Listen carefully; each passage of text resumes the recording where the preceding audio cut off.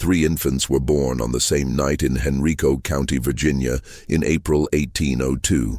3 identical cries pierced the darkness of a plantation house, but only 2 children would be acknowledged by their mother.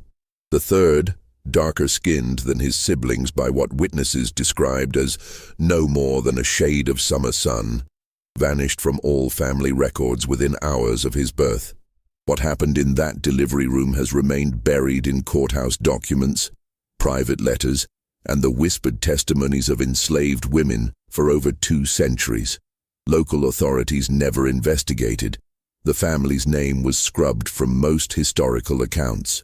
Tonight, we piece together what really happened when Margaret Fairmont gave birth to triplets and made a decision that would destroy everyone involved. Before we continue with the story of the Fairmont plantation and the night that changed everything, I need you to do something. Hit that subscribe button right now, because stories like this, the ones hidden in dusty archives and forbidden family histories, don't get told anywhere else. And leave a comment telling me what state or city you're listening from. I want to know where my audience is discovering these dark chapters of American history. Now, let's go back to Virginia in 1802, to a world where appearances meant survival, and one woman's fear would seal the fate of her own child. The spring of 1802 brought more than just warm weather to the tobacco plantations along the James River. Henrico County sprawled across the rolling hills of central Virginia, a patchwork of plantation estates where fortunes rose and fell with each tobacco harvest. The Fairmont plantation occupied nearly 800 acres of prime river-bottom land, worked by 43 enslaved people whose labor had built the family's wealth over 3 generations. The main house stood on a gentle rise, a 2-story brick structure with white columns that could be seen from the river road, announcing prosperity to anyone who passed. Margaret Fairmont had arrived at this house 6 years earlier as a bride of 17, brought from her family's smaller estate in Williamsburg.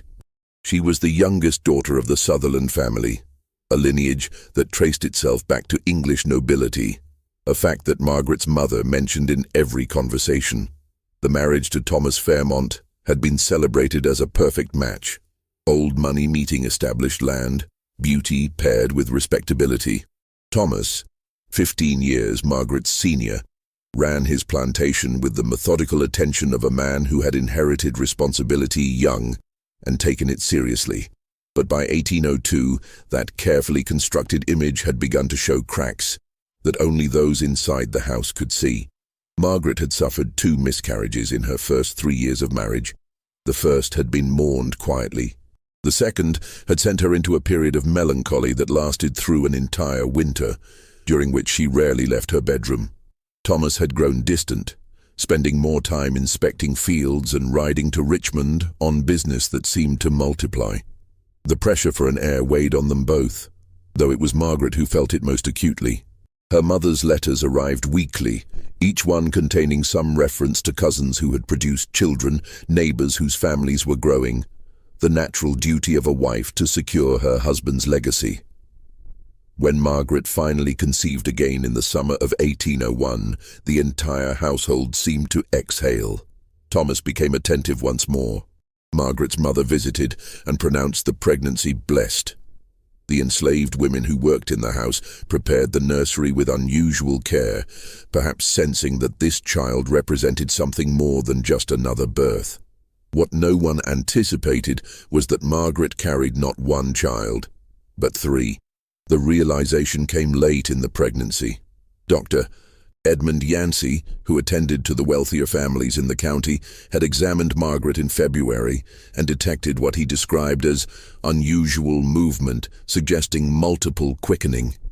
A second examination in March confirmed his suspicion. Margaret would deliver twins, possibly triplets. The news sent Margaret into a state that alternated between elation and terror.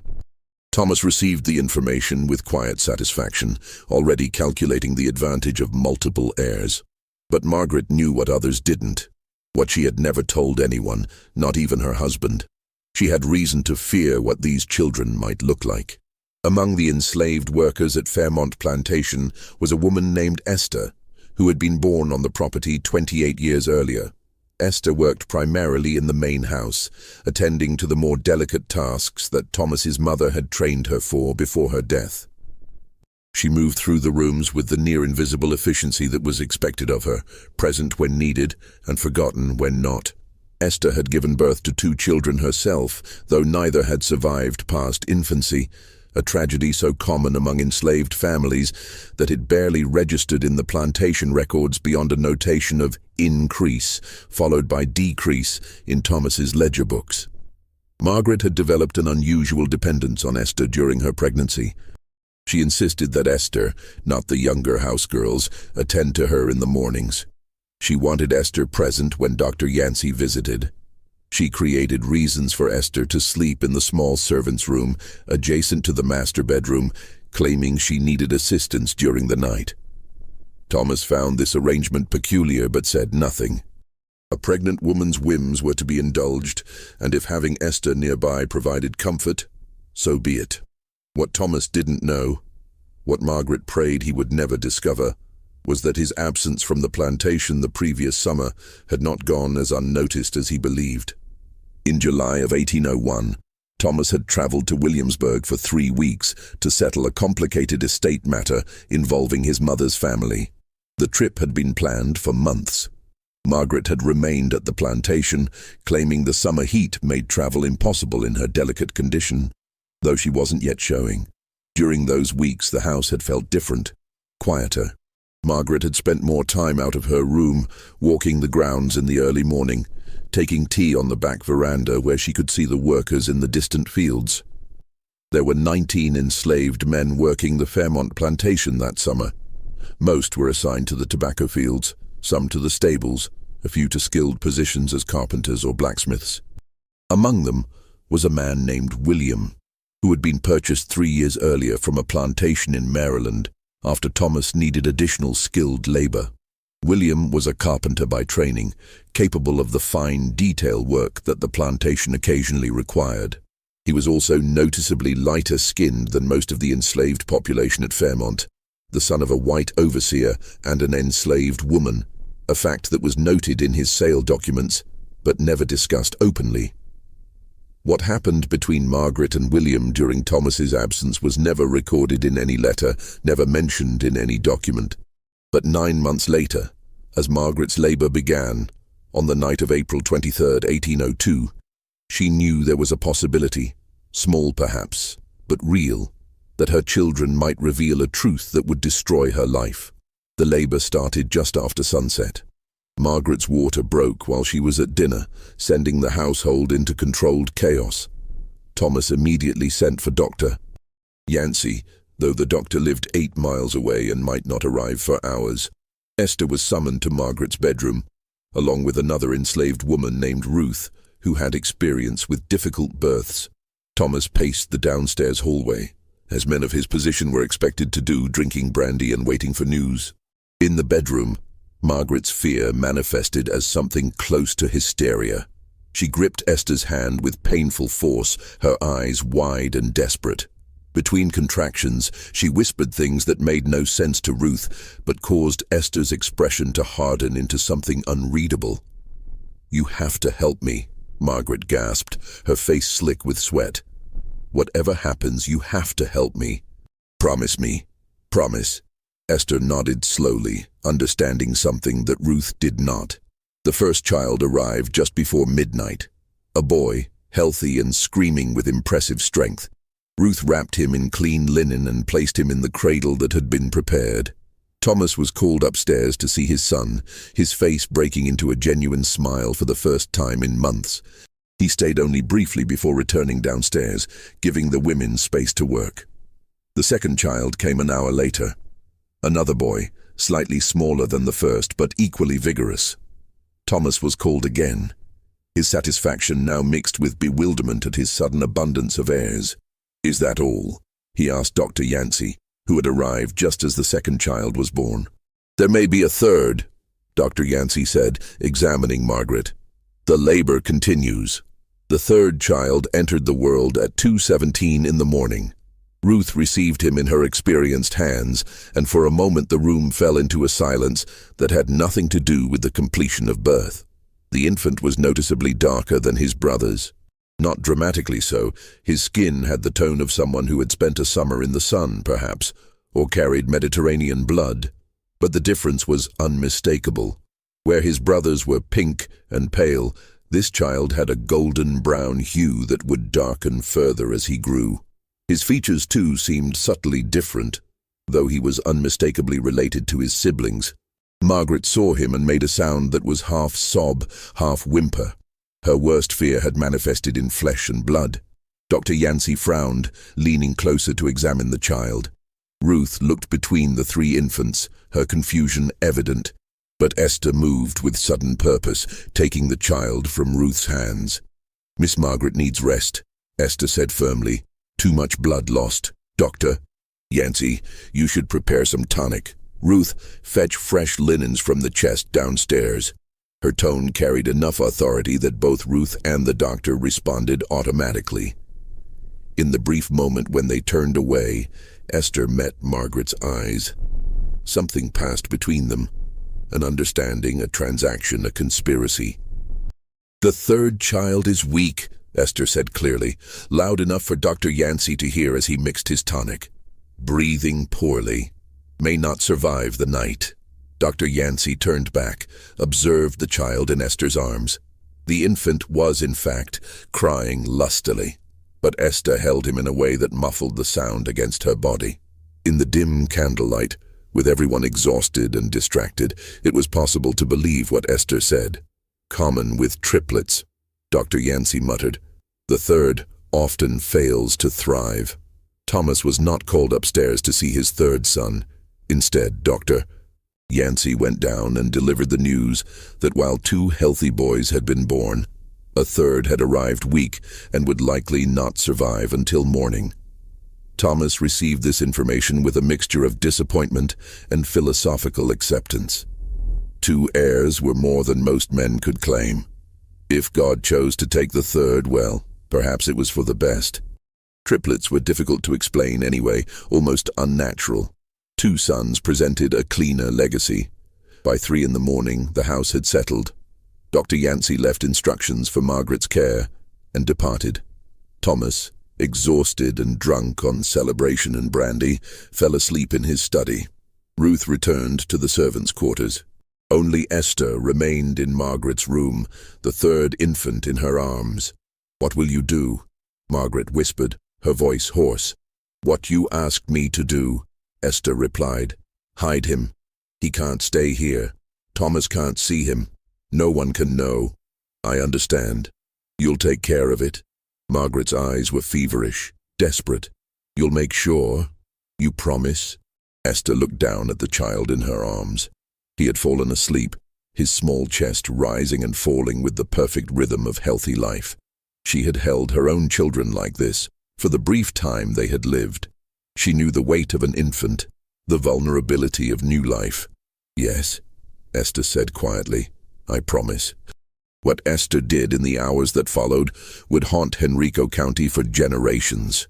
The plantation stretched out in the darkness, a landscape of shadows and shapes that Esther knew by heart. She had walked these paths her entire life, knew every building, every tree, every place where someone could see or not see. She moved through the night with the infant wrapped against her body, hidden beneath her shawl. Her first destination was the small cabin she shared with 3 other unmarried women from the plantation. But as she approached, she saw lamplight still burning inside. Someone was awake, waiting. Esther changed direction. The plantation had dozens of outbuildings, tobacco barns, storage sheds, workshops, smokehouses. Most were locked at night, but Esther knew which ones weren't. She found herself at the old dairy house, a small stone structure that had been replaced by a newer, larger building the previous year. The old dairy was still used occasionally for storage, but mostly it sat empty. Esther slipped inside. The space smelled of damp stone and old milk, not unpleasant. She could hear mice in the walls, the sound of something dripping from a loose roof board. The infant stirred against her chest, but didn't wake. She stood there in the darkness, holding a child that wasn't hers but somehow was her responsibility. Margaret's whispered words echoed in her mind. Hide him. Make sure no one knows. You promised.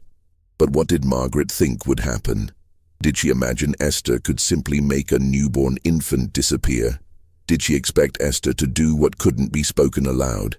The possibility hung in the air, like the smell of stone and shadow.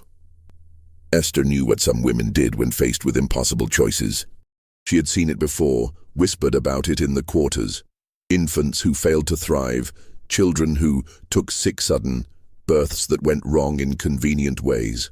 The plantation buried small bodies regularly, the deaths noted in ledger books and forgotten by morning. One more would barely be noticed. She could do it. Smother him with a cloth, his death quick and quiet. Leave him here in the old dairy, claim he had died in the night as Dr. Yancey predicted. Margaret would be relieved. Thomas would never know.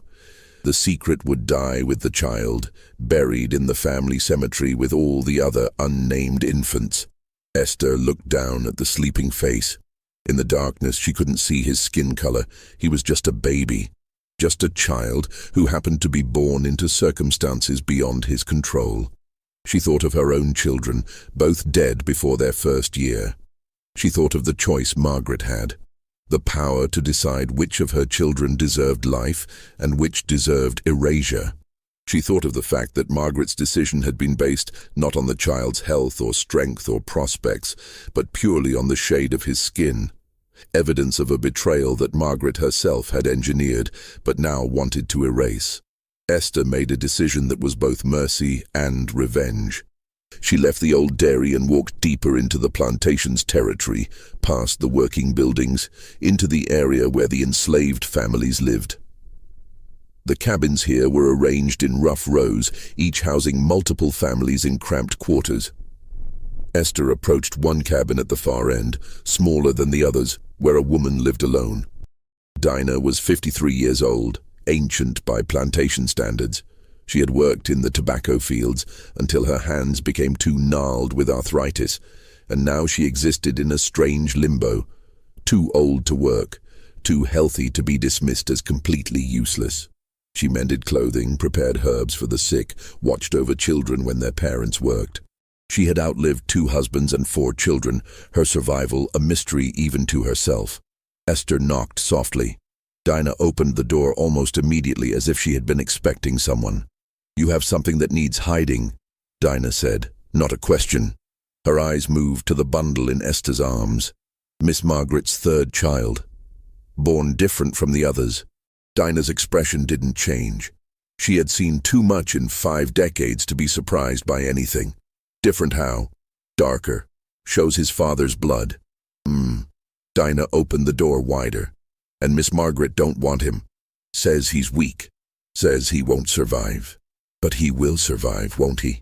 Dinah looked at Esther with eyes that seemed to see through all pretense. "If someone cares for him proper, that's why I'm here." Dinah was quiet for a long moment, considering. "What you asking me, Esther? Spell it plain. Raise him. Keep him hidden. Tell people he's your grandson if anyone asks. You so old, nobody questions your business anymore. And when Master Thomas sees a new child in the quarters, Master Thomas don't come down here. None of them do unless there's trouble. Long as the work gets done, he don't care who lives in which cabin." This was largely true. The enslaved quarters operated with a degree of autonomy born of willful ignorance on Thomas's part. He preferred to deal with a few trusted overseers rather than involve himself in the daily lives of the people he owned. Children appeared and disappeared with such frequency through birth, death, sale, or escape that tracking individual lives seemed pointless to him. "You know what you asking?" Dinah said quietly. "Raising a white man's child in secret? That's dangerous." "I know. Why not just do what she wants? Make him disappear proper?" Esther's jaw tightened. "Because I won't kill a child for his mother's sin." Dinah looked at the infant again, her weathered face unreadable. Finally, she reached out and took the bundle from Esther's arms. The child stirred, made a small sound, then settled against Dinah's chest as if he belonged there. "What's his name?" Dinah asked. Esther realized Margaret had never named him. He had been born and immediately designated for erasure, unworthy of even that small recognition. "Samuel," Esther said, choosing the first name that came to mind. "Call him Samuel." "Samuel," Dinah repeated, testing the weight of it. "All right then. Samuel it is." "I'll help," Esther said. "Bring food when I can, clothes, whatever he needs." "This gonna end bad," Dinah said, but there was something almost like satisfaction in her voice, as if she enjoyed the idea of a secret this dangerous, this subversive. "You know that, right? Secrets like this always end bad." "Maybe, but not tonight." Esther returned to the main house as dawn began to break. She found Margaret awake, eyes hollow with exhaustion and fear. "It's done," Esther said simply. Margaret couldn't finish the sentence. "He won't be found. No one will know." Margaret closed her eyes, relief washing over her face. "Thank you. You saved me." Esther said nothing. She had not saved Margaret. She had simply relocated the problem, turned Margaret's secret into a ticking mechanism that would eventually detonate. But she'd also saved a child's life, and in the moral calculus of plantation existence, perhaps that mattered more. Downstairs, Thomas woke to the news that his third son had died during the night, as Dr. Yancey had predicted. The child's body would be buried in the family cemetery, a small grave with no marker. This was not unusual for infants who died in their first days. Such deaths were common enough that elaborate memorials seemed wasteful. Except there was no body to bury. Thomas, in his grief and relief, did not question this. Dr. Yancey, when he returned to check on Margaret, accepted Esther's explanation that the child had been taken away already, a mercy to spare the mother further distress. A small coffin was prepared and buried with appropriate ceremony, witnessed by the house servants and blessed by the traveling minister who served the plantation community. Only Esther and Dinah knew that the coffin held nothing but weighted stones. Just when we thought this secret was safely buried, life at Fairmont Plantation continued with a normalcy that felt almost sinister. Margaret recovered from childbirth with the two acknowledged sons, named Thomas Jr. and Henry, growing healthy and strong. But in a cabin at the edge of the quarters, a third child was learning to exist in the spaces between sight and recognition. If this story is giving you chills, share this video with a friend who loves dark mysteries, hit that like button to support our content, and don't forget to subscribe to never miss stories like this. Let's discover together what happens next. Samuel's first year passed in a state of precarious invisibility. Dinah raised him with surprising tenderness, this woman who had outlived so many children of her own. She kept him inside her cabin during the day, brought him out only in the early morning or late evening when most people were elsewhere. When questions arose about the infant's sudden presence, Dinah told a simple story. Her daughter, who had been sold away 5 years earlier to a plantation in North Carolina, had died in childbirth, and the master there had sent the child back to Dinah as an act of unexpected mercy. The story was plausible enough. Such things happened occasionally, arrangements made between plantations when circumstances demanded. Thomas never questioned it because Thomas never inquired. As long as Dinah's presence didn't disrupt work patterns, her personal situation was irrelevant to him. Esther visited Dinah's cabin regularly, bringing food, cloth for clothing, small necessities. She watched Samuel grow, saw him begin to smile, to reach for objects, to babble the meaningless sounds that eventually became words. And she watched his skin darken slightly as he aged, confirming what had been evident from birth. This child carried visible evidence of mixed ancestry that would only become more obvious with time. In the main house, Thomas Jr. and Henry thrived under Margaret's doting attention and their father's satisfaction. Thomas hired a wet nurse for the boys, then a nursery maid as they grew. He commissioned a portrait of the twins on their first birthday, the two boys sitting in matching white gowns, their pale faces and light hair captured in oils by a traveling artist from Richmond. The portrait hung in the main parlor, a declaration of lineage and legitimacy. Margaret looked at that portrait every day, and every day she thought about the third face that should have been there but wasn't. Her relationship with Esther had changed. Where before there had been a mistress's casual dependence on a favored servant, now there was something more complex. A shared conspiracy, a mutual vulnerability. Margaret could never quite meet Esther's eyes anymore. And Esther, for her part, served with an efficiency that bordered on coldness, as if maintaining emotional distance was the only way she could continue to perform the role expected of her. Thomas noticed nothing.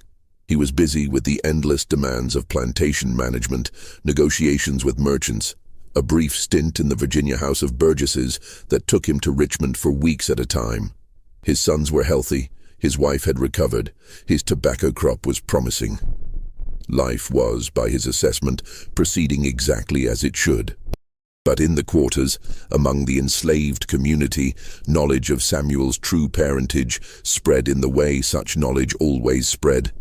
Through whispered conversations, careful observations, the kind of information that existed below the master's awareness but was understood by everyone else. People noticed that Samuel had Esther's fierce protection despite not being her child. They noticed that Dinah received better food rations than her status usually warranted. They noticed that Master Thomas's sons and Dinah's supposed grandson shared certain unmistakable features. The shape of their ears, the way their hair grew, a particular curve to their jawline that became more evident as they grew. Most of the enslaved workers at Fairmont kept this knowledge to themselves, understanding that exposure would benefit no one and would likely result in horrible consequences for everyone involved. But a few saw opportunity in the information. Among them was a man named Jacob, who worked as one of Thomas's field overseers. Jacob occupied a complicated position in the plantation hierarchy, enslaved himself, but given authority over other enslaved workers, a situation that required constant navigation of loyalty and survival. Jacob had ambitions. He wanted to be noticed, to be considered indispensable, perhaps even to purchase his freedom eventually, if he could accumulate enough favor. Jacob began watching. He observed Esther's visits to Dinah's cabin. He noticed how protective certain women were of the child, how they positioned themselves to block view when Thomas or his white overseers approached that section of the quarters. He noted the child's features, did the arithmetic of dates and births, and Jacob waited for the right moment to use this information. That moment came in the spring of 1804, when Samuel was 2 years old, and the resemblance between him and the Fairmont twins was becoming impossible to ignore. Jacob approached Thomas one morning as the master was inspecting a section of newly planted tobacco. "Master Fairmont, sir, might I have a word? Something you should know about, sir, concerning the family." Thomas looked up from the seedlings, mildly annoyed at the interruption. "What is it, Jacob? Make it quick." "It's a delicate matter, sir. Concerns Miss Margaret in a way, and the children." This got Thomas's attention. He straightened, his expression hardening. "Explain yourself." Jacob hesitated, performing reluctance. "There's a child in the quarters, sir. Old Dinah's boy. Says he's her grandson from North Carolina, but sir, that ain't the truth." "What are you suggesting?" "I'm suggesting, sir, that you take a look at the child yourself. Compare him to your own sons. See what you see." Thomas's face went very still. "You're making a serious implication, Jacob." "Yes, sir, I know it. But I thought you should know before others start talking." Thomas was not a stupid man. He could add dates and circumstances as well as anyone. He thought about Margaret's pregnancy, about the third child who had supposedly died, about the unusual amount of time his wife had spent with Esther. He thought about William, the light-skinned carpenter who had been sold away suddenly a year ago, sent to a plantation in Georgia. At the time, Thomas had justified the sale as good business. William's carpentry skills had commanded a high price. But now he wondered if there had been another reason, some instinct he hadn't fully acknowledged. "Take me to this child," Thomas said, his voice dangerously quiet. Jacob led Thomas to Dinah's cabin. It was mid-morning, a time when most people were working, but Dinah was old enough to be excused from field labor. She was sitting outside her cabin, and on the ground beside her, playing with a carved wooden toy, was Samuel. Thomas stopped 10 feet away, staring. The child looked up, met his gaze with eyes that were unmistakably his own. The shape of the face, the set of the shoulders, even the way the child tilted his head, all of it was familiar. Thomas saw himself in this child, saw his own sons, saw his father. The resemblance was not subtle. Where did this child come from? Thomas asked, his voice shaking slightly. Dinah stood slowly, her arthritic joints protesting. My grandson, sir. My daughter's boy, from North Carolina. Your daughter's been dead 8 years, Dinah. I know because I sold her to the Carruthers Plantation in '96, and they reported her death from fever in '97. So I'll ask you again, where did this child come from? Dinah said nothing, her face carefully blank. Thomas looked at Samuel again, the child who had his face. He thought about the night Margaret gave birth, about the third son who had supposedly been too weak to survive. He thought about Esther's care of his wife, about a possibility so horrifying he had never allowed himself to consider it. How old is this child? Thomas demanded. 2 years, sir, near about. Born in spring of 1802. Yes, sir. Thomas felt something crack inside him, a foundation of certainty that had supported his entire understanding of his life. He turned and walked back toward the main house, his stride becoming faster until he was nearly running. Margaret was in the morning room, embroidering while the twins played nearby with their wooden soldiers. She looked up as Thomas burst in, his face flushed with rage. Get the children out, Thomas said, his voice terrifyingly controlled. Now. The nursery maid, sensing disaster, quickly gathered the boys and fled. Margaret stood, her embroidery falling forgotten to the floor. Thomas, tell me about the third child. Thomas interrupted. The one who died. Margaret's face went white. What do you mean? He was weak. He didn't survive. Don't lie to me. Thomas's shout made Margaret flinch. I've seen him, in the quarters. A 2-year-old boy who has my face. Margaret's legs gave out. She collapsed back into her chair, her hands shaking. It's not possible, she whispered. Esther said she promised he was gone. Gone where, Margaret? Gone how? Thomas grabbed his wife's shoulders, forcing her to look at him. What did you do? What secret have you been keeping? The whole story came out in broken pieces. Margaret's summer loneliness while Thomas was in Williamsburg. The carpenter William, who had been kind to her, who had listened when she spoke, who had made her feel less alone. The relationship that had developed in the dangerous space of her husband's absence. The pregnancy that could have been Thomas's or might have been William's. The birth of 3 sons, one of whom was too dark to acknowledge. I was frightened, Margaret sobbed. I didn't know what to do. I thought if anyone saw him, they would know and it would destroy everything. You would cast me out, my family would disown me, I would lose my sons. So you gave him away. Thomas's voice was ice. You gave away my son Margaret. Whatever else he is, he's mine. Mine. This was what Margaret hadn't understood in her panic.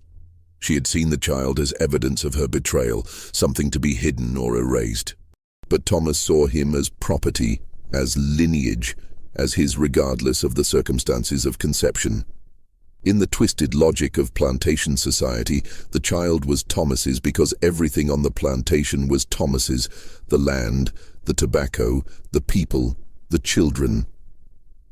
Margaret's infidelity was a betrayal, certainly, but it didn't change the fundamental ownership structure that governed Thomas's world. Where is Esther? Thomas demanded. Esther was summoned to the morning room. She came slowly, knowing what awaited her. Thomas stood by the fireplace, his fist clenched around the mantel so hard his knuckles were white. Margaret sat collapsed in her chair, no longer crying, her face blank with shock. You took the child, Thomas said. You were supposed to dispose of it, but you took it to Dinah instead. Why? Esther met his gaze steadily. Miss Margaret asked me to hide him, so I hid him. She asked you to kill him. She asked me to hide him, Esther repeated. I did what was asked. Don't play word games with me. You knew what she meant. Did I, sir? I'm just a slave. Not sure I understand the fine points of what white folks mean when they tell me to make their problems disappear. The insolence in her tone was subtle, but unmistakable. Thomas felt rage surge through him, the kind of anger that could lead to violence. But underneath the rage was something else. The awareness that Esther had power in this situation, knowledge that could destroy his family's reputation if it spread. You've put me in an impossible position, Thomas said finally. That child cannot stay here. His presence is a constant reminder of my wife's betrayal, and his resemblance to my legitimate sons will cause endless speculation.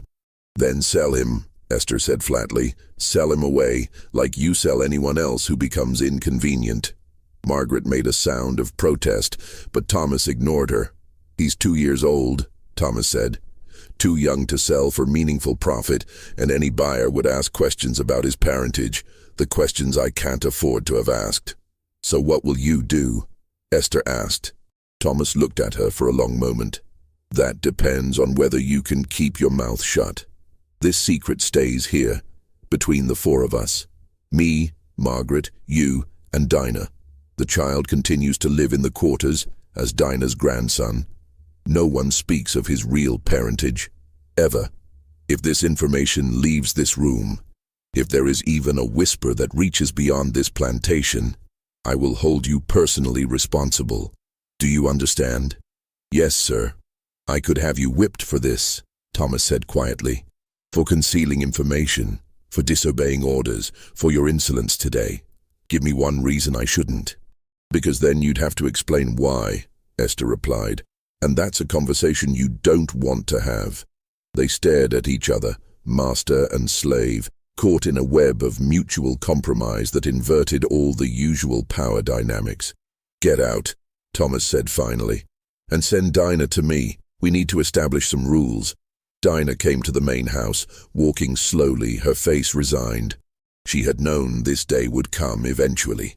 Secrets this large never stayed buried forever.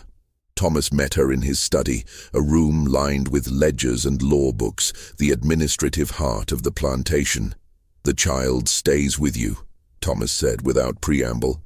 But there will be conditions. He does not come near the main house. He does not play with my sons. He does not attend lessons, does not eat at any table where he might be seen by visitors. As far as anyone from outside this plantation is concerned, he is your grandson from North Carolina. Nothing more. Is that clear? Yes, sir. You will receive extra rations to care for him. But understand this, Dinah. If he becomes a problem, if his presence causes any difficulty whatsoever, I will sell him so far away you'll never hear his name again. I'm allowing him to stay out of complicated considerations. But my patience has limits. I understand, sir. Do you? Thomas leaned forward. Do you understand that this child represents the greatest shame of my life? That every time I see him, I see my wife's betrayal? That he is a living reminder of my failure to control my own household? Dinah looked at him with her ancient, knowing eyes. I understand that you see shame, sir, but that child didn't choose his circumstances. He's just a boy. He's a problem, Thomas corrected. A problem I'm choosing not to eliminate against my better judgment. Don't make me regret that choice. Dinah nodded and left, returning to her cabin where Samuel waited, unaware that his life had just been debated and conditionally spared. The weeks that followed were tense.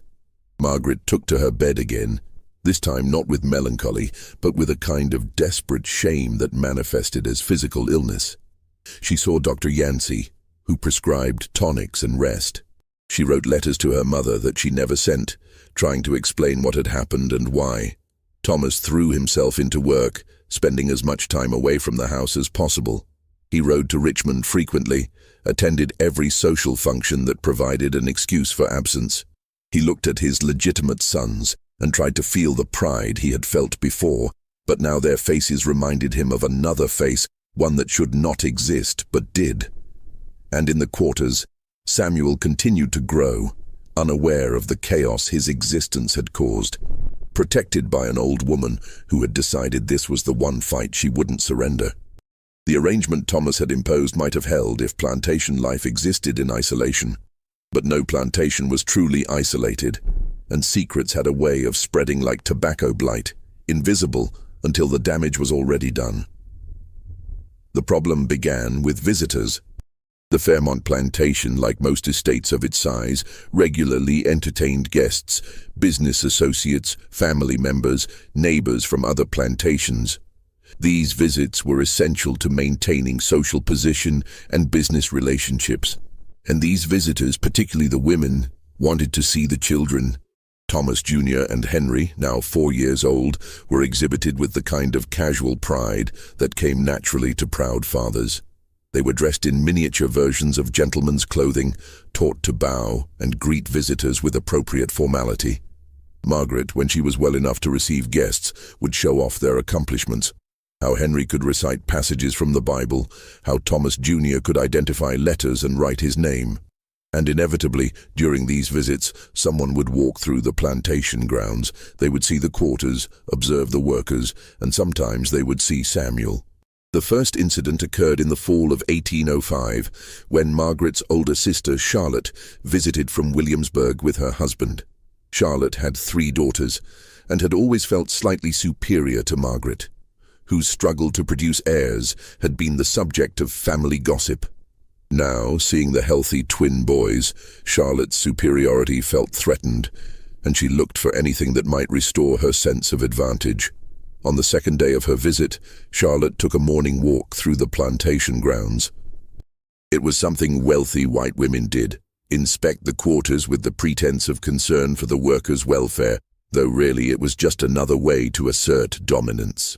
Charlotte walked through the rows of cabins, noting their condition with critical eyes, until she came to Dinah's cabin at the far end. Samuel was outside, now 3.5 years old, playing with a small carved horse that Dinah had made for him. He looked up as Charlotte approached, his face curious and unafraid. Charlotte stopped walking, staring at the child.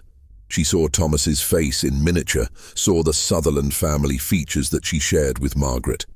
The child was darker than he should be, certainly, but the resemblance was undeniable. "Whose child is this?" Charlotte demanded. Dinah emerged from the cabin, moving to place herself between Charlotte and Samuel. "My grandson, ma'am. From North Carolina." "Your grandson," Charlotte repeated skeptically. "How convenient. Tell me, when exactly did this grandson arrive?" 3 years back, Mom." Charlotte's mind was already working through dates and possibilities. 3 years ago was 1802, the same year Margaret had given birth. She remembered the letters Margaret had sent, announcing the twins. But there had been something odd about those letters, a strange tone Charlotte hadn't been able to identify at the time. "Take me to my sister," Charlotte said abruptly. Now, the confrontation in Margaret's sitting room was brutal. Charlotte dismissed the servants and closed the door, then turned on Margaret with an expression of mingled triumph and disgust. "There's a child in the quarters who looks exactly like Thomas," Charlotte said, "born the same year as your twins. Would you like to explain that to me?" Margaret's face went blank, the expression of someone who had been expecting catastrophe for so long that its arrival almost felt like relief. "I don't know what you're talking about." "Don't lie to me, Margaret. I'm your sister. I can see what you've done." "What I've done?" Margaret's voice rose, defensive. "What about what Thomas has done? All these men with their slave women producing children all over their plantations, and no one says a word." "But You're a white woman," Charlotte hissed. "It's not the same. You know it's not the same." "Why?"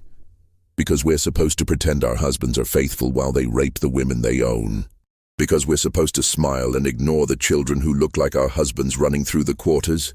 "That child doesn't look like Thomas," Charlotte said quietly. "He looks like your son's. He's too light to be just a slave's child."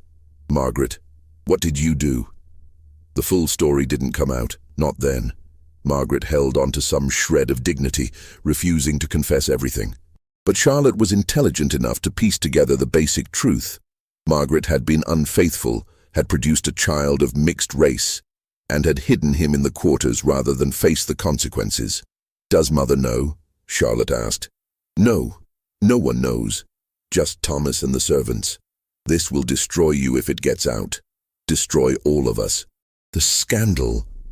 "I know," Margaret whispered. "Why do you think I've lived in terror for 3 years?" Charlotte stood, pacing the room with agitation. She had come to her sister's home expecting a pleasant visit, perhaps some gentle schadenfreude over Margaret's past difficulties.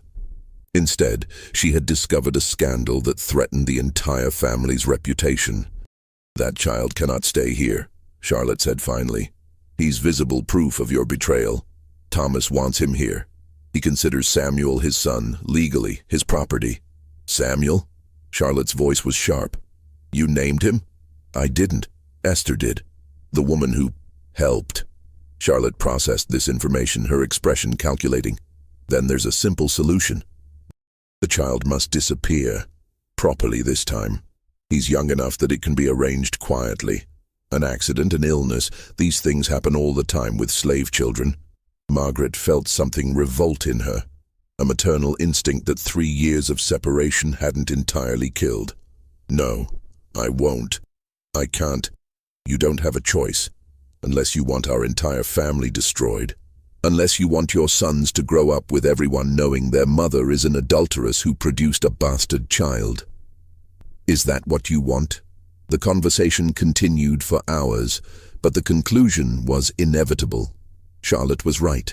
Samuel's continued existence was a threat, and Margaret, exhausted by years of fear and guilt, couldn't find the strength to fight anymore. When Thomas returned that evening, he found his wife and sister-in-law waiting for him in his study, a united front of grim determination. "We need to discuss the child," Charlotte said. "The one in the quarters." Thomas's expression darkened. "That's not your concern, Charlotte. It is when it affects my family's reputation. Margaret has told me everything, and we agree. The child must go." "I've already made my decision about this," Thomas said coldly. "He stays. Under controlled conditions, but he stays." "Why?" Charlotte demanded. "Out of some misplaced sense of paternity. He's evidence of your wife's betrayal. Every day he remains here is a humiliation to you." Thomas looked at Margaret, who couldn't meet his eyes. "Is this what you want?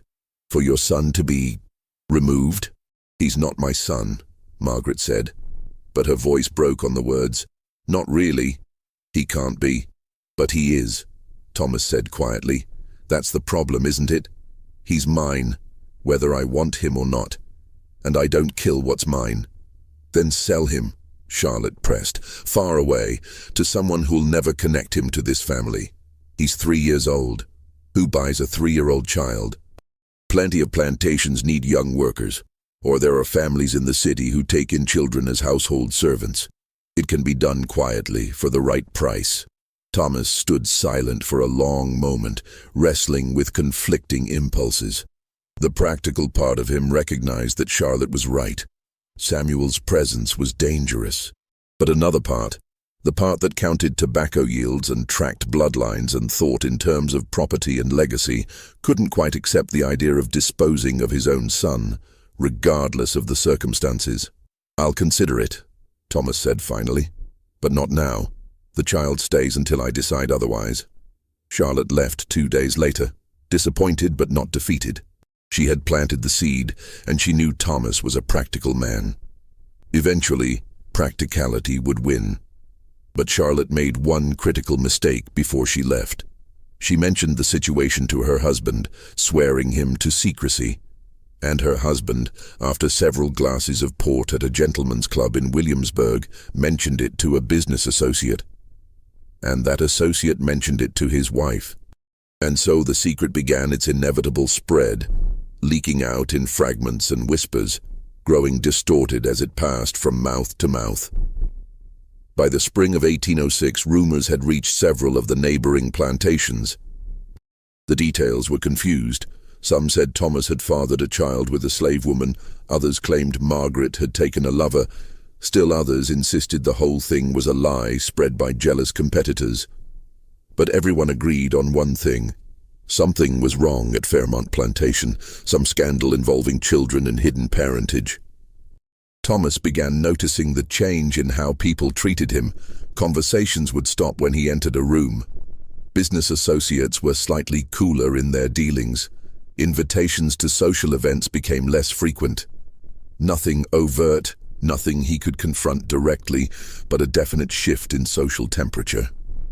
He knew what it meant. The secret was out, spreading like fever, destroying his reputation with every retelling. In June of 1806, Thomas made his decision. He called Dinah to his study and told her to prepare Samuel for a journey. The child would be taken to Richmond and placed with a family that needed a house servant. He would be well treated, Thomas insisted, but he could no longer remain at Fairmont. Dinah received this news with the kind of stillness that comes from having survived too much to show despair openly. "When, sir?" "3 days. I've already made the arrangements." Dinah returned to her cabin and looked at Samuel, who was playing with his carved horses, acting out some elaborate story only he understood. He was 4 years old now, bright and curious, with his father's intelligence and his mother's determination, though he would never know either of them as parents.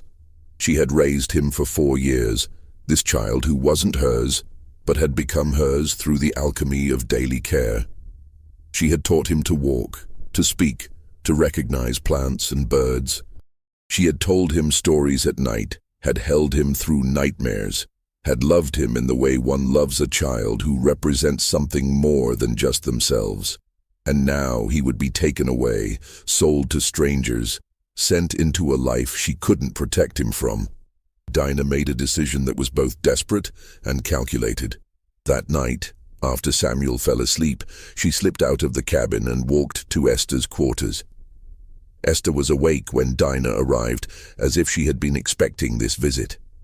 They sat outside in the darkness, speaking in whispers that wouldn't carry to neighboring cabins. "Master's selling Samuel," Dinah said. 3 days from now, taking him to Richmond."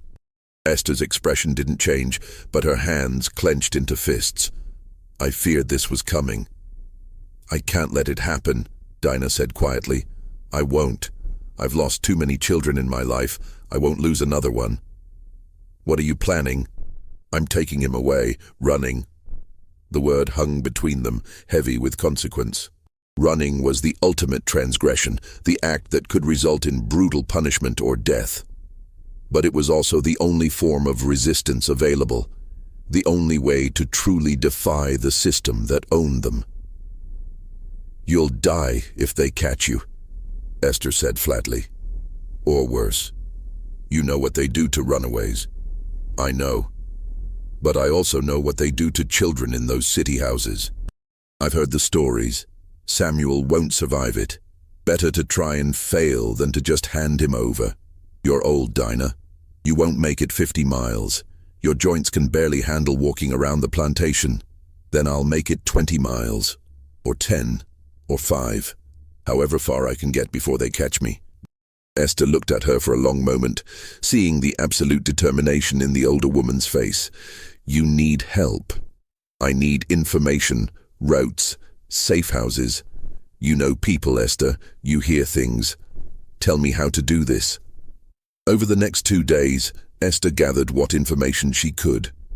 There were networks, whispered routes, places where runaways could hide or find assistance. The networks were fragile and dangerous, as likely to lead to capture as to freedom, but they existed. Esther learned of a freed black family living 30 miles north, near the border with Maryland, who sometimes provided shelter.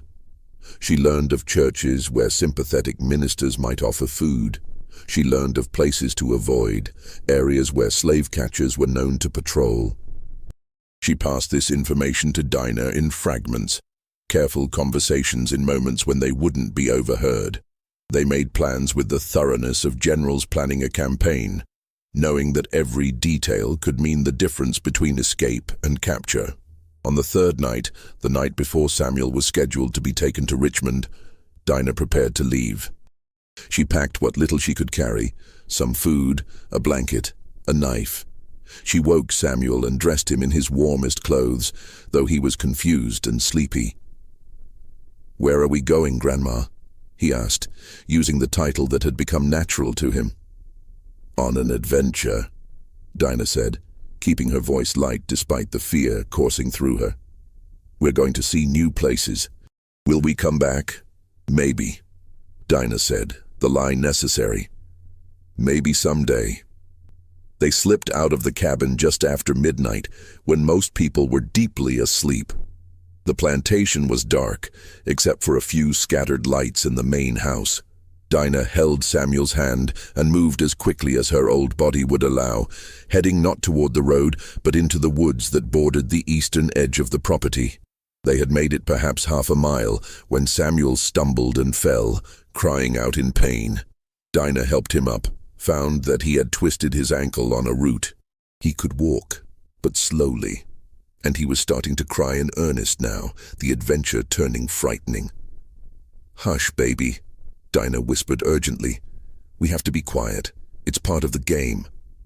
But the delay had cost them precious time, and Samuel's injury meant they were moving far slower than planned. By the time dawn began to break, they had covered less than 3 miles. Dinah knew it wasn't enough. The alarm would be raised soon and dogs would be sent to track them. She found a thick grove of trees and pulled Samuel into it, hiding them both under the blanket and low-hanging branches. Samuel had fallen asleep again, exhausted by the night's walk. Dinah held him and prayed to a God she wasn't sure listened to people like her. Back at the plantation, the alarm was indeed raised. Thomas discovered Dinah's absence when he went to collect Samuel for the journey to Richmond. The empty cabin told its own story. Thomas's rage was immediate and volcanic. He called for his overseer, for the dogs, for a hunting party to be assembled immediately. "Find them," Thomas ordered. "I want that woman brought back, and the child." "Alive, sir?" the overseer asked. Thomas hesitated, his face contorted with conflicting emotions. "The child, yes, unharmed. The woman, use your judgment." The hunting party set out with dogs before the sun was fully up. The hounds picked up the scent quickly, trained as they were for exactly this purpose.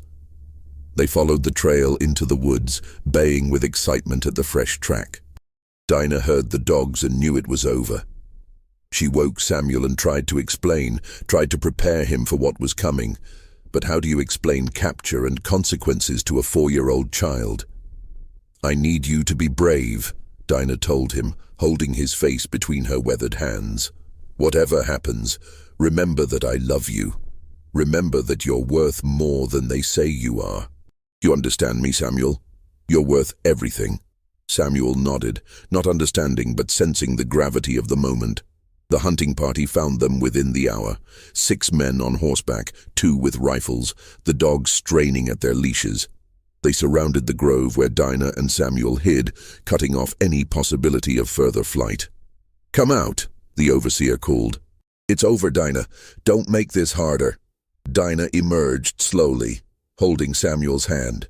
The child pressed against her leg, terrified by the dogs and the men, and the hostility radiating from the hunting party. "Take the boy," the overseer ordered one of the men. "No," Dinah said, her voice stronger than she felt. "He stays with me." "You don't get to make demands, old woman. You're a runaway." "You know what that means." One of the men dismounted and moved toward them. Dinah tried to step between him and Samuel, but the man was larger and stronger. He grabbed Samuel, pulling him away from Dinah's protective grip. Samuel screamed, reaching for her. "Grandma, Grandma." "It's all right, baby," Dinah called to him, though her voice broke. "It's all right. Be brave." They tied Dinah's hands behind her back and forced her to walk back to the plantation, the men on horses surrounding her, the dogs following. Samuel was carried by one of the riders, still crying for Dinah. The walk back took hours. By the time they reached Fairmont, Dinah's feet were bleeding and her old body was near collapse. But she held her head up, refusing to show weakness or regret. Thomas was waiting in front of the main house. He took Samuel from the rider, examining the child to ensure he was unharmed. Samuel had stopped crying, too exhausted and frightened to do anything but stare with wide, shocked eyes. "Take her to the barn," Thomas ordered, indicating Dinah. 20 lashes, then put her in the storage cellar for 3 days. No food, water only. Dinah had known this was coming, but the reality of it still hit like a physical blow. 20 lashes at her age could kill her. The overseer knew it too, hesitating briefly. "Sir, she's old, might not survive that." "Then make sure she does," Thomas said coldly. "I want her to live long enough to understand the consequences of her choices." They dragged Dinah toward the barn. Samuel, seeing this, began screaming again, fighting against Thomas's grip. "Grandma, don't hurt Grandma!" Thomas looked down at the child, this source of all his troubles, and felt a complicated mixture of affection and resentment. Samuel was his son, undeniably, but he was also a reminder of everything Thomas wanted to forget. Esther appeared in the doorway of the main house, drawn by the commotion. She saw Dinah being taken to the barn, saw Samuel struggling in Thomas's arms, and understood that everything had gone wrong.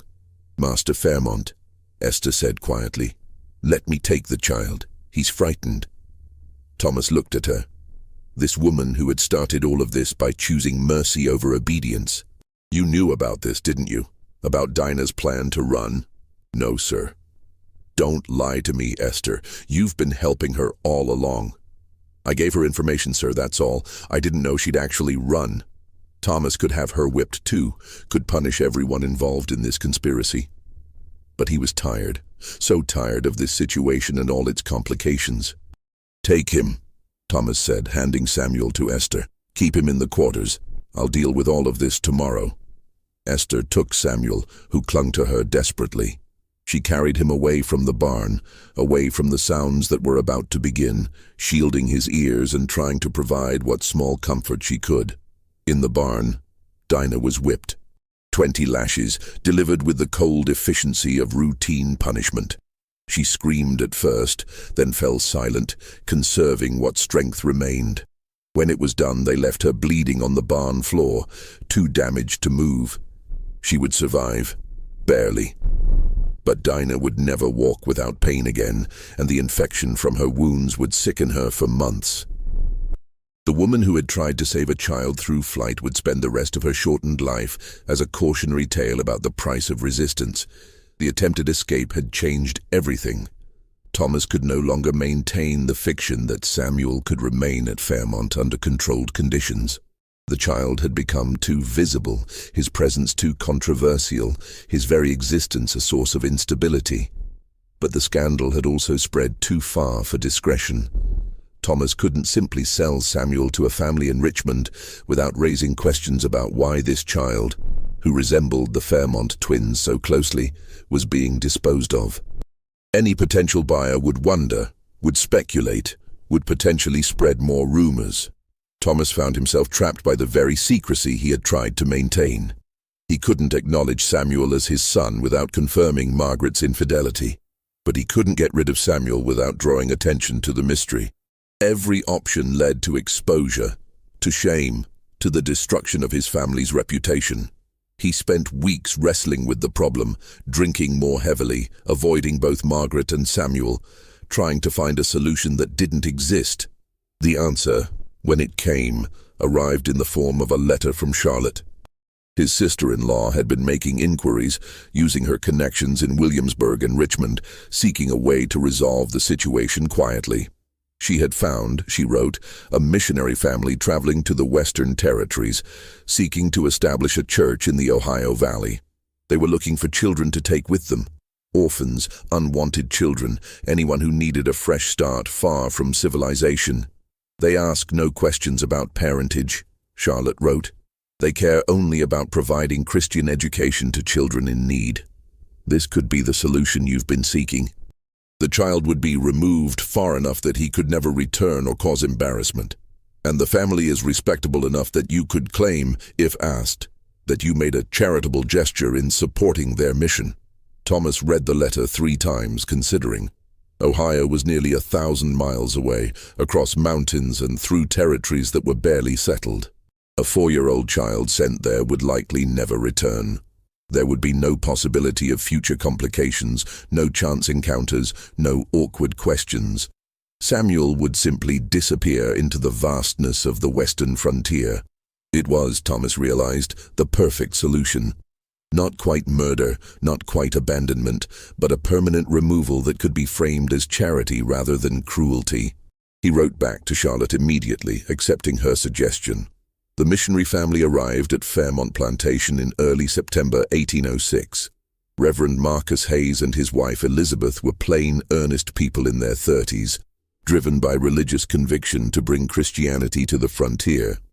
They had 2 children of their own and had agreed to take 3 additional orphans with them on their journey west. Samuel would be the 4th. Thomas met with them in his study, explaining the situation in the most favorable terms possible. "The boy is the grandson of one of my workers," Thomas said, the lie smooth and practiced. "His mother died in childbirth, and his grandmother has become too old to care for him properly. I believe he would benefit from the education and opportunities your mission could provide." Reverend Hayes nodded sympathetically. "We've encountered many such situations. Children without proper families needing guidance and Christian instruction. We're happy to include him." "He has a name," Thomas added. "Samuel. But you're welcome to change it if you feel it appropriate." "We'll keep his name," Elizabeth Hayes said gently. "Every child should keep that much of their identity." Thomas felt an unexpected stab of guilt at her kindness, but pushed it aside. This was the only practical solution. Samuel would have a better life in Ohio than he could ever have at Fairmont. Free from the stigma of his birth, able to make his own way in a society that wouldn't know his history. Or so Thomas told himself. The day of departure came quickly. Samuel was collected from Esther's cabin. Dinah was still too weak to walk, still recovering in her cabin from the whipping. Samuel didn't understand what was happening, only that he was being taken somewhere by strangers. Esther held him for a long moment before letting go, memorizing his face, knowing she would likely never see him again. "You be good," she told him.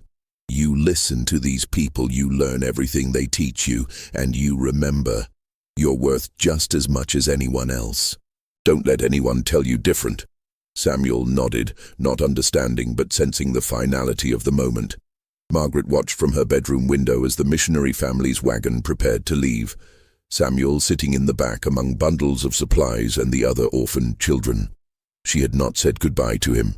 She had not in fact seen him since the night of his birth. But she watched now, her hand pressed against the glass, as the physical evidence of her betrayal was removed from her life. She should have felt relief. Instead, she felt a hollow grief that she couldn't name, for a child she had never allowed herself to claim. The wagon pulled away, heading west toward Richmond and then beyond, into territories Margaret had never seen and never would. Samuel looked back once, confused and frightened, before the trees swallowed the view, and he was gone. Thomas stood in his study, a glass of whiskey in his hand, and told himself he had done the right thing, the practical thing, the only thing that made sense. In her cabin, Dinah learned that Samuel was gone, and something inside her simply broke. She had survived too much, endured too much, fought too hard to save this one child, only to fail in the end. She stopped speaking after that day, stopped engaging with the world in any meaningful way. She lived for another 2 years, but she was never truly present, her mind retreating to some place where pain and loss couldn't follow. Esther continued her work in the main house, serving the family that had destroyed so much while pretending everything was normal. But she began keeping a journal, writing down the true story of Samuel's birth and disappearance. She hid the journal under a floorboard in her cabin, insurance against forgetfulness, proof that these events had actually happened. "Someday," she wrote in one entry, "someone will want to know the truth. Someone will ask what happened to Margaret Fairmont's 3rd child, and this journal will be here to answer." The years that followed Samuel's departure were marked by a slow decay of everything Thomas and Margaret had tried to protect. Their marriage, already damaged, deteriorated into cold coexistence. Margaret never recovered from the guilt and loss, spending most of her time in her rooms, avoiding social occasions, slowly withdrawing from the world. Thomas threw himself into plantation business with obsessive intensity, as if enough profit and productivity could compensate for personal unhappiness. Thomas Jr. and Henry grew into young men who knew something was wrong in their family, but could never quite identify what. They sensed their parents' mutual misery, the unspoken secrets that hung in the air of the main house. Both boys left for education in Richmond as soon as they were old enough, eager to escape the oppressive atmosphere of Fairmont Plantation. The plantation itself began a gradual decline. Thomas made poor business decisions, invested in ventures that failed, borrowed money he couldn't easily repay. By 1815, he was forced to sell off portions of the land to satisfy debts. By 1820, the plantation was half its original size, worked by a fraction of its former enslaved population. Esther was freed in 1823, not through Thomas's generosity, but through the provisions of his mother's will, which had stipulated that certain favored servants be freed after 20 years of service. Esther was 47 years old, worn down by decades of service but alive and legally free. She moved to Richmond, taking her hidden journal with her, and found work as a seamstress. Margaret died in 1827, at the age of 42. The doctor called it a wasting sickness, but those who knew her understood she had simply given up, exhausted by years of guilt and isolation. Her death was barely noticed outside the immediate family. She was buried in the family cemetery, not far from the empty grave that supposedly held her third son. Thomas survived her by 7 years, dying in 1834 at age 62.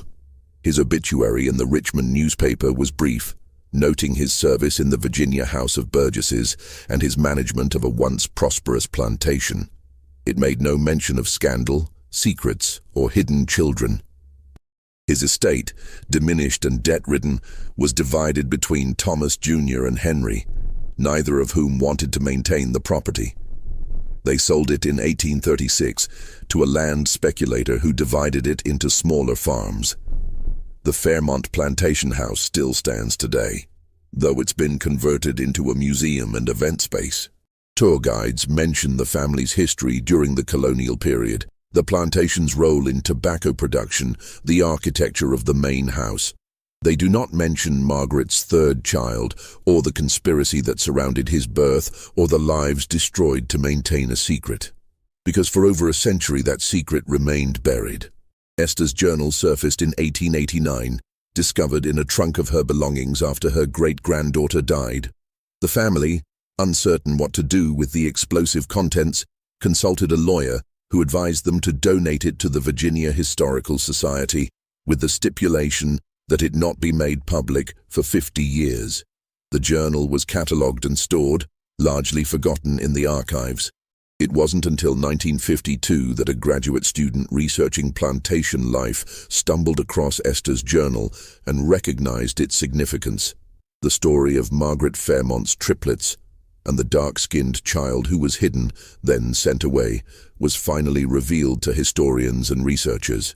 Attempts were made to trace Samuel's fate, to find out what had happened to the child sent west with the Hayes missionary family. Records from the Ohio missions of that period were incomplete and poorly maintained. The Hayes family could be traced to Ohio Territory, where they established a small church near present-day Cincinnati. But after 1810, the records become unclear. Children died frequently on the frontier, from disease, accidents, the harsh conditions of pioneer life. There is one tantalizing possibility, though nothing can be confirmed. In the 1850 census for Ohio, there is a record of a man named Samuel Hayes, age 48, listed as a school teacher in a small frontier town. The age would be approximately correct, and the surname suggests he was raised by or adopted into the Hayes family. But without definitive proof, without any documentation linking this Samuel Hayes to the child born at Fairmont Plantation, historians can only speculate. If it was him, if he survived his childhood and built a life in Ohio, then Margaret's darkest secret had an ending she never imagined. The child she discarded as too dark, too dangerous, too damaging to her reputation, might have lived a long and productive life, free from the plantation system that had condemned him at birth, able to claim an identity beyond the circumstances of his conception. Or perhaps he died young, another unnamed victim of frontier hardship, his existence and death equally invisible to history. We'll never know for certain. That's the nature of hidden histories, of stories that were meant to be erased. The documentation is incomplete, the witnesses all dead, the truth obscured by time and intentional destruction of evidence. What we do know is this. 3 children were born on April 23, 1802, at Fairmont Plantation in Henrico County, Virginia. 2 were acknowledged, raised as heirs, given every advantage their father's wealth could provide. 1 was hidden, sent away, erased from family records and memory. And the question that haunts this story isn't just what happened to that 3rd child. It's how many other children in how many other plantation houses were disappeared for similar reasons. How many secrets were buried under floorboards and empty graves. How many lives were destroyed not by malice but by fear. Fear of scandal, fear of social consequence, fear of acknowledging the complicated, brutal reality of plantation life. Margaret Fairmont's story is disturbing, not because it's unique, but because it probably wasn't. The specific details may be unusual, triplets, the dramatic resemblance, the documented conspiracy, but the underlying situation was common. Plantations were places where sexual exploitation was routine, where children of mixed race were born constantly, where white families struggled to maintain the fiction of racial purity while living in intimate proximity with the people they enslaved. The horror of this story isn't supernatural, it's human. It's about the choices people make to protect themselves, to preserve their position, to maintain appearances at the cost of truth and morality.